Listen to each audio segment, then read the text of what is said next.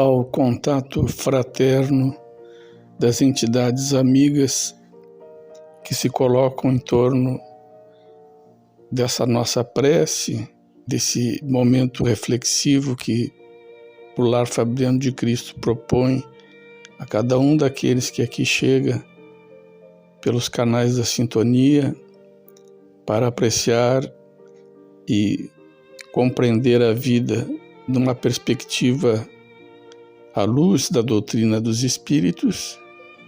Nós convidamos a todos para esse momento elevarmos o nosso pensamento a Deus, nosso Pai Criador, para agradecer num primeiro momento pela oportunidade divina da vida, sem a qual nada aconteceria, para que nós consigamos, vencendo as dificuldades da romagem terrena, avançarmos e progredirmos em moralidade e inteligência para as nossas novas conquistas. Hoje nós temos do livro Caminho, Verdade e Vida, capítulo 132, o título é Sempre Adiante. Essa obra é da lavra da psicografia de Francisco Cândido Xavier, pelo ditado do Espírito Emmanuel, que nos convida a pensar sobre um pequeno trecho da Epístola 2 de Pedro, capítulo 2, 19, que diz: porque de quem alguém é vencido, do tal faz-se também escravo. Obviamente, Pedro faz uma alusão a um cenário bélico, né? Daquelas invasões de povos contra outros povos, com domínio territorial, escravizando a população ali que se encontrava. Então, dizendo assim, alguém que é vencido torna-se dele também escravo. E ele transporta, Emmanuel, transporta para a esfera do espírito a seguinte mensagem, né? Adaptando para a espiritualidade essa questão de sermos escravizados quando dominados por algo exterior. Diz assim: o espírito encarnado, a fim de alcançar os altos objetivos da vida, precisa reconhecer sua condição de aprendiz, extraindo o proveito de cada experiência sem escravizar-se. O dinheiro ou a necessidade material, tanto quanto a doença e a saúde do corpo, são condições educativas de imenso valor para os que saibam aproveitar o ensejo de elevação à sua essência legítima. Infelizmente, porém, a criatura apenas reconhece semelhantes verdades quando se abeira da transformação pela morte do seu corpo terrestre. Aduz ele dizendo assim que raras pessoas transitam de uma situação para outra com a dignidade devida. Ou seja, aqui antecipando um pouco o raciocínio de Emmanuel, já que ele nos fala que somos aprendizes da vida e que cada experiência nós poderemos tirar um determinado proveito, porém anunciando que não devemos nos escravizar.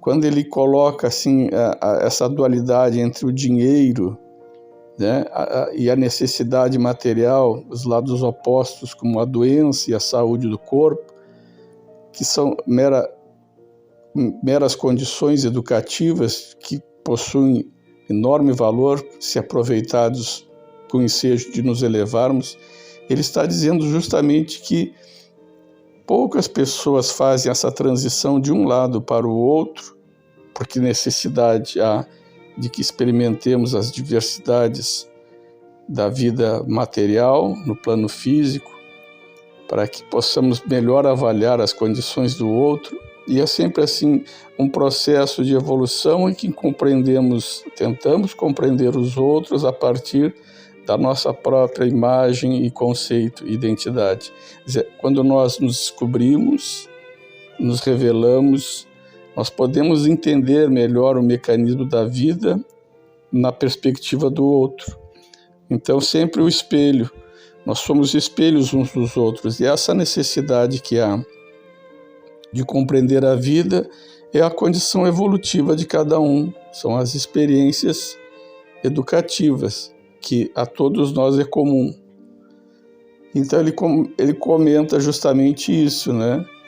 Que é comum um rico ser transferido a um lugar de escassez, e isso se dá de tão extremas lamentações que acaba vencido, compara ele, como um servo miserável da mendicância. Quer dizer, antes a abastança, os excessos, digamos assim, pelos poderes da riqueza.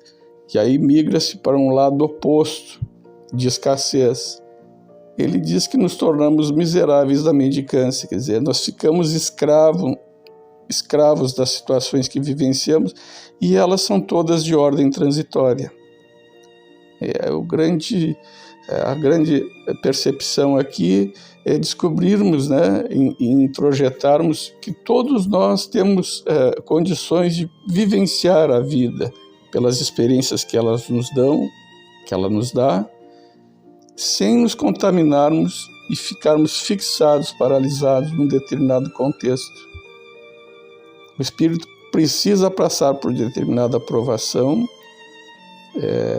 elegida ali uma doença que a princípio é doença na matéria, mas é uma forma regeneradora para o espírito, e ele fica com desencarna ficando com aquelas sintomatologias, né, os efeitos daquele período que ele ficou.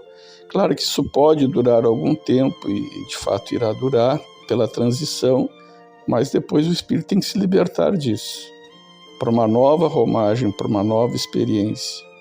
Assim é na prova da riqueza, da pobreza, da saúde ou na falta dela. Então ele recomenda que é imprescindível tenhamos cuidado com essas posições transitórias, para que isso não paralise os voos da nossa alma, né? Os avanços que podemos alcançar.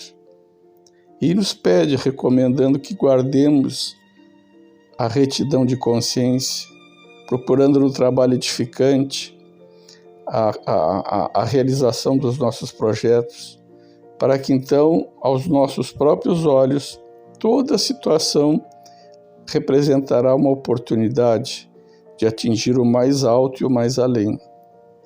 Segue adiante, sempre adiante, é o título que marca esta reflexão da tarde de hoje.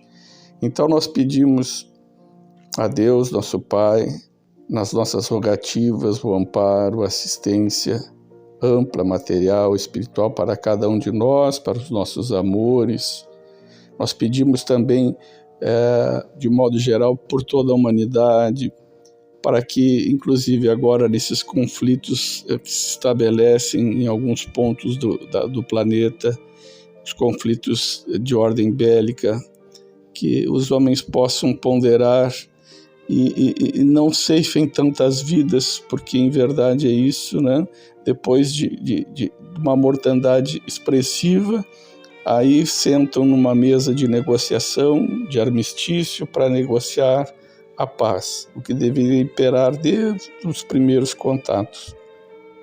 Mas como o homem ainda traz consigo esse sentido de poder, de ânsia pelo poder, pela autoridade, pelo desprezo aos direitos humanos, importando apenas consigo próprio e com os seus, com essa exclusividade, né, desse egoísmo, que é para além de ser pessoal, é um egoísmo de nações, de seitas, de religiões, um egoísmo de família, digamos assim, para que a gente possa viver num mundo de regeneração, um mundo de paz, de convergência, de construção desses caminhos que tanto desejamos e que foram trilhados desde o início, pelo Mestre Jesus.